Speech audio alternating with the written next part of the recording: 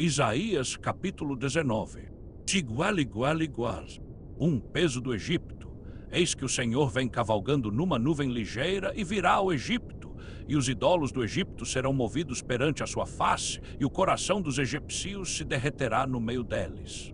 2. Porque farei com que os egípcios se levantem contra os egípcios, e cada um pelejará contra o seu irmão, e cada um contra o seu próximo, cidade contra cidade, reino contra reino. 3. E o espírito dos egípcios se esvaecerá no seu interior, e destruirei o seu conselho. Então consultarão aos seus ídolos, e encantadores, e adivinhos e mágicos. 4. E entregarei os egípcios nas mãos de um senhor duro, e um rei rigoroso dominará sobre eles, diz o Senhor dos exércitos. 5. E farão perecer as águas do mar, e o rio se esgotará e secará.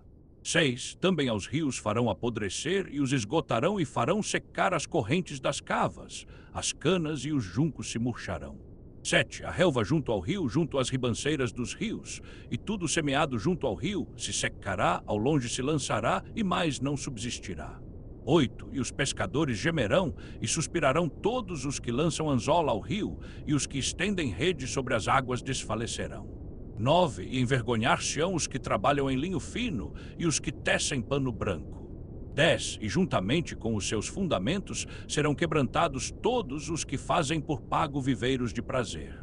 11. Na verdade loucos são os príncipes de Zoan, o conselho dos sabios conselheiros de Faraó se embruteceu, como pois a Faraó direis, sou filho dos sabios, filho dos antigos reis. 12. Onde estão agora os teus sabios? Notifiquem-te agora, ou informem-se sobre o que o Senhor dos exércitos determinou contra o Egito. 13. Loucos se tornaram os príncipes de Zoan, enganados estão os príncipes de Nof. Eles farão errar o Egito, aqueles que são a pedra de esquina das suas tribos. 14. Já o Senhor derramou no meio dele um perverso espírito, e fizeram errar o Egito em toda a sua obra, como o bebado quando se revolve no seu vomito. 15. E não aproveitará ao Egito obra nenhuma que possa fazer a cabeça, a cauda, o ramo ou o junco. 16. Naquele tempo os egípcios serão como mulheres, e tremerão e temerão por causa do movimento da mão do Senhor dos exércitos, que há de mover contra eles.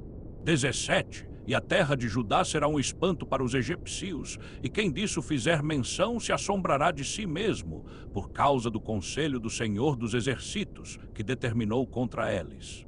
18. Naquele tempo haverá 5 cidades na terra do Egito, que falem a língua de Canaã e façam juramento ao Senhor dos exércitos, e uma se chamará Cidade de Destruição.